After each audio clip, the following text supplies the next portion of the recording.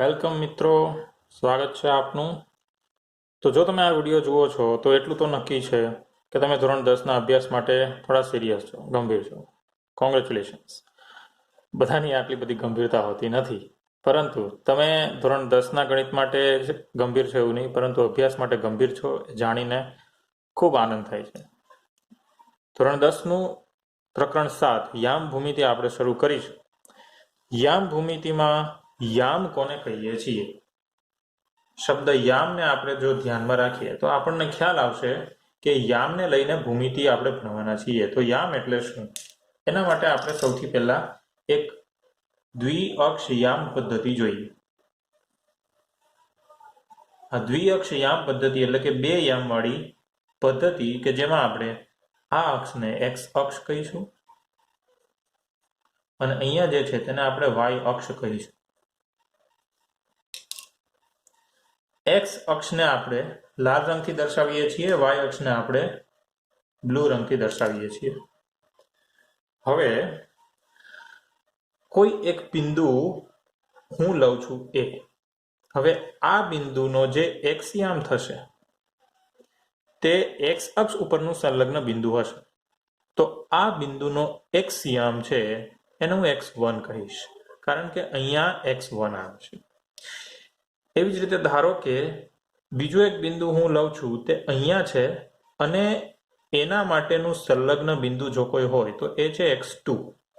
X અક્ષ ઉપર આવી રીતે બે સંખ્યાઓ છે ખરેખર x1 અને x2 કે જેને આપણે કોઈ એક બિંદુ સાથે સાંકળીએ છીએ.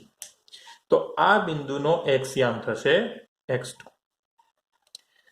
મિત્રો, x2 એ ખરેખર તે બિંદુને x યામ સાથે સાંકળતી સંખ્યા છે. અહીંયા 0 છે તો અહીંયા કોઈક સંખ્યા હશે, અહીંયા ધન સંખ્યાઓ, ઋણ સંખ્યાઓ, અહીંયા ઉપર ધન સંખ્યાઓ, નીચે ઋણ સંખ્યાઓ. તો એવી રીતે અહીંયા જે સંખ્યા છે તે x1 છે, એટલે કે આ બિંદુનો x યામ x1 છે અને આ બિંદુનો x યામ x2 છે. હવે આ બિંદુનો એવી જ રીતે આપણે જોઈશું y યામ. તો એ y યામ ધારો કે y1 છે, એટલે કે 0 થી આપણે ઉપર જઈએ તો અહીંયા y1 નામની સંખ્યા આવે છે. જે કોઈ પણ સંખ્યા હોય આપણે y1 ધારીએ છીએ. તો આ જ બિંદુનો y યામ થશે y1 અને આ બિંદુનો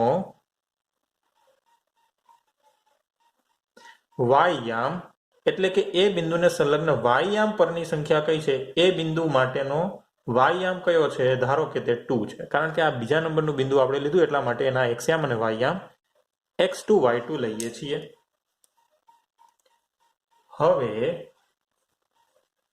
આ બિંદુને નામ આપીએ આપણે a, આ બિંદુને નામ આપીએ આપણે b.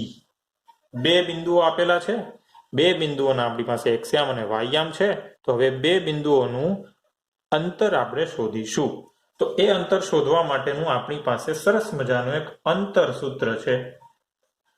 હવે અંતર સૂત્ર છે એમાં આ રીતે x1 y1 x2 y2 ને આપણે ધ્યાનમાં લઈ અને આ અંતર સૂત્ર લખીશું. અંતર સૂત્ર એ ખરેખર શું છે?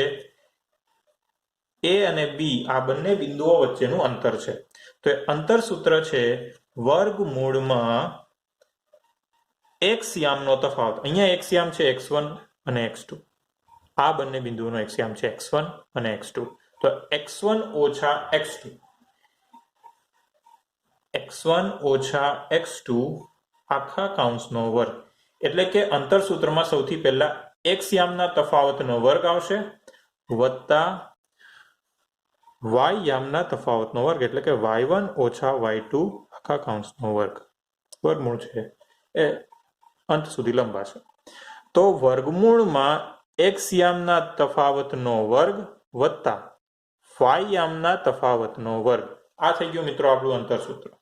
હવે અંતર સૂત્રની મદદથી આપણે અલગ અલગ રીતના દાખલાઓ ગણીશું. જેમ કે ઘણી વખત તમારે અંતર સૂત્રની મદદથી બે બિંદુઓ વચ્ચેનું અંતર શોધી અને એ અંતરની મદદથી તમારે કંઈક સાબિત કરવાનું આવી શકે. જેમ કે અંતર સૂત્રની મદદથી તમારે એક વખત તમને બાજુનું અથવા તો બે બિંદુ વચ્ચેના અંતરનું માપ મળી જાય, ત્યારબાદ તમારે એવું સાબિત કરવાનું હોઈ શકે કે આપેલી આકૃતિ ત્રિકોણ છે, સમદ્વિબાજુ ત્રિકોણ છે, સમબાજુ ત્રિકોણ છે. કોઈ નક્કી પ્રકારનો ચતુષ્કોણ છે. તો એવી સાબિતીઓ આવી શકશે. સ્વાધ્યાય 7.1 આપણે એ જ સાબિતીઓ વાળા દાખલાઓ જોવાના છીએ. બીજી વાત, ધારો કે આપણે હવે જોઈએ છીએ કે અક્ષ પર જ કોઈ બિંદુ હોય તો આ બંને બિંદુઓ તો ચરણમાં છે, બરાબર છે. બે અક્ષની વચ્ચેના ભાગને ચરણ કહે. ચરણના બિંદુઓ છે. તો ધારો કે અક્ષ પરનું બિંદુઓ હોય તો અક્ષ પરનું બિંદુ કેવું હોય? તો ધારો કે આપણે વાત કરીએ છીએ તે એક્સ અક્ષની વાત કરીએ છીએ. તો એક્સ અક્ષ પરનું બિંદુ છે તે કેવું હશે કે જેનો એક્સ યામ કંઈક હશે. એટલે કે ધારો કે બિંદુ અહીંયા જ આવેલું હોય તો એ બિંદુનો એક્સ યામ તો કંઈક થવાનો જ છે, પણ એ બિંદુનો વાય યામ શું થશે? શૂન્ય. બરાબર. આ બિંદુનો વાય યામ થશે શૂન્ય અને એક્સ યામ છે એ કંઈક થશે. ધારો કે એક્સ થાય છે. તો એક્સ અક્ષ પરનું બિંદુ છે એ હંમેશા એક્સ, શૂન્ય પ્રકારનું થશે. અને એવી જ રીતે વાય અક્ષ પરનું બિંદુ, તો વાય અક્ષ પરનું જે બિંદુ છે એ બિંદુ હવે આપણે જોઈ શકીએ કે કોઈ બિંદુ ધારો કે અહીંયા છે તો એનો એક્સ યામ, લાલ અક્ષર, એક્સ યામ શૂન્ય થશે. એટલે કે એનો એક્સ યામ થશે શૂન્ય. બરાબર છે. તો હવે એનો વાયામ તો છે એ તો કંઈક હશે જ, કારણ કે આ રીતે વાયામ આવે છે તો એ વાયામ કંઈક તો હશે જ. તો એ કંઈકને આપણે ધારો કે વાય કહીએ છીએ. તો આ રીતે આપણને વાય અક્ષ પરનું બિંદુ 0, વાય, એક્સ અક્ષ પરનું બિંદુ x,0 ધારી શકીએ છીએ. આ ધારણાનો આપણે વારંવાર સ્વાધ્યાયમાં ઉપયોગ કરવાનો આવશે, એટલા માટે અત્યારથી આપણે એને ધ્યાનમાં રાખીએ છીએ. ઓકે, તો મિત્રો હવે આપણે શરૂ કરીએ છીએ સ્વાધ્યાય 7.1.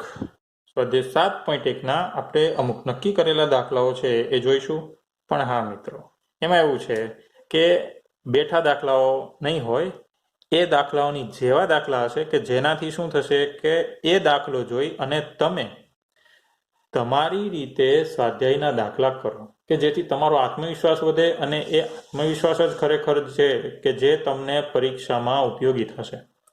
તો મિત્રો, બેઠા દાખલા હું કરાવીશ નહીં, પણ એની જેવા જ દાખલા કરાવીશ, એવી જ રીતવાળા દાખલા કરાવીશ. રીત એ જ હશે, રકમ હું થોડી ફેરવીશ કે જેથી તમને પણ પાઠ્યપુસ્તકના દાખલાઓ છે એ જાતે ઉકેલવાનો તમને આનંદ મળે. બરાબર છે? ઓકે, ચલો. તો હવે આપણે કરીએ છીએ પ્રશ્ન 1. તો સ્વાધ્યાય 7.1 અને એનો આપણે લઈએ છીએ પ્રશ્ન 1 નો બીજો દાખલો છે એના જેવો દાખલો ગણીશું. હા મિત્રો, બરાબર છે. બેઠા દાખલા તો આપણે ગણીશું નહીં. બરાબર છે. તો હવે બીજા દાખલા જેવો દાખલો છે એની રકમ એવી થશે કે -5,7 અને 1,-3. થોડોક ફેરફાર કરેલો છે. બરાબર છે. વચ્ચેનું અંતર શોધો. તો હવે આપણે જોઈશું બે બિંદુઓ આપેલા હોય તો એમની વચ્ચેનું અંતર કઈ રીતે શોધાય.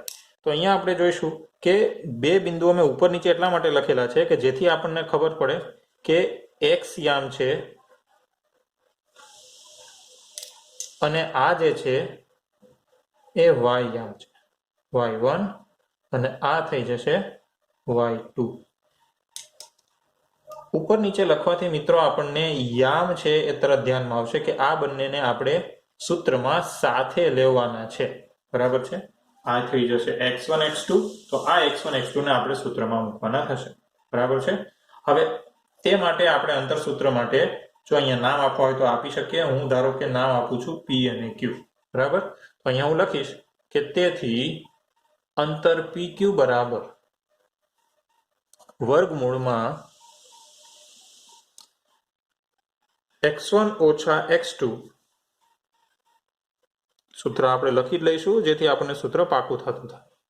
સૂત્ર મિત્રો છે એ આપણે લખવું જોઈએ. જો લખશું તો આપણને પાકું થશે. પછી પરીક્ષામાં ધારો કે સમય નથી તો સૂત્ર નહીં લખો તો ચાલશે, પણ પરીક્ષામાં પણ લખો એવો આગ્રહ છે. x1 લઈશું આપણે -5, સૂત્ર પ્રમાણે ઓછાની નિશાની અને પછી આવશે 1 આખો કૌંસ અને એનો વર્ગ.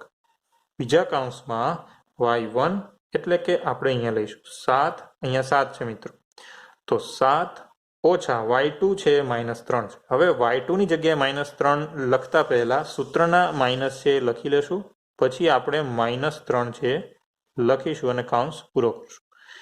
ખરેખર આવી રીતે જ્યારે થાય ત્યારે આપણે ચોરસ કૌંસ કરવો જોઈએ, જેથી અલગ અલગ કૌંસ છે આપણને ખ્યાલ આવે.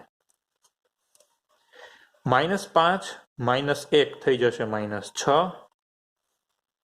મિત્રો સરવાળા બાદબાકી જ્યારે ઓછા વત્તાની નિશાનીવાળા આવે છે ત્યારે જો આપને તકલીફ પડતી હોય તો એના માટે મારી એક અલગ વર્કશીટ છે. નીચે તમે કોમેન્ટ બોક્સ પહેલાં જે ડિસ્ક્રિપ્શન છે એમાં તમે જોઈ શકશો, તો એ વર્કશીટ ડાઉનલોડ કરી અને આ રીતના સરવાળા બાદબાકીની પ્રેક્ટિસ કરી શકો છો. બરાબર. વત્તા 7 ઓછા -3, 2 વખત ઓછાની નિશાની છે, ઓછા ઓછા થઈ જશે, વત્તા એટલે 7 ને 3 થઈ જશે 10 નો વર્ગ. હવે -6 નો વર્ગ કરીએ તો થઈ જશે 36. મિત્રો -6 ગુણ્યા -6 એટલે ઓછા ઓછા વત્તા, માઇનસ માઇનસ પ્લસ 36 વત્તા 10 નો વર્ગ થઈ જશે 100 બરાબર વર્ગમૂળમાં 136.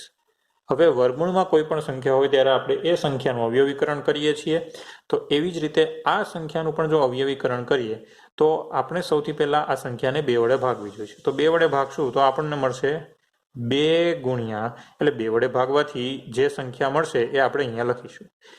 2 ગુણ્યા શું કરીએ તો આપણને 136 મળે, તો 2 × 12 અને 2 × 8 = 16. તો 2 ગુણ્યા 68 આવું આપણને અવયવીકરણ મળે છે. અવયવીકરણ અલગથી પણ આપણે અહીંયા કરી શકીએ છીએ, જેમ કે 136 2 × 12 2 × 8 = 16, 2 × 6 2 × 8 17 અને 17 1. તો અહીંયા આપણે જોઈ શકીએ કે આ એક આપણને જોડી મળશે 2 ગુણ્યા 2 ગુણ્યા 2 ગુણ્યા 17. તો અહીંયા આપણને આ એક જોડી મળે છે. એનો અર્થ એમ કે આપણે આ 2 ગુણ્યા 2 જે છે એને આપણે પૂર્ણ વર્ગ જોડી ગણીને 12 લઈ શકશું. બરાબર છે. તો આપણને અહીંયા મળશે 2 વર્ગમૂળમાં આ એમને એમ 2 ગુણ્યા 17. હવે 17 દુ 34 છે અને આપણે ફરીથી પાછું એમને મૂકી દઈશું 2 વર્ગમૂળમાં 34. તો આ થઈ ગયો આપણો જવાબ. તો આ રીતે આપણને 2 બિંદુઓના યામ આપેલા હોય તો એના ઉપરથી આપણને એનું અંતર મળી શકશે. જો તમને આ પૂર્ણ વર્ગ કેવી રીતે જોડી બનાવવી અને વર્ગમૂળમાંથી કોઈ સંખ્યાને કેવી રીતે બહાર લેવી, જો આના વિશે તમને તકલીફ હોય તો એના માટે પણ એક વર્કશીટ નીચે ડિસ્ક્રિપ્શનમાં આપેલી છે. તો નીચે ડિસ્ક્રિપ્શનમાં એ વર્કશીટ જે આપેલી છે વર્કશીટ તમે પ્રેક્ટિસ કરજો. તો આ રીતે અંતરસૂત્ર આપણું અહીંયા પૂરું થાય છે.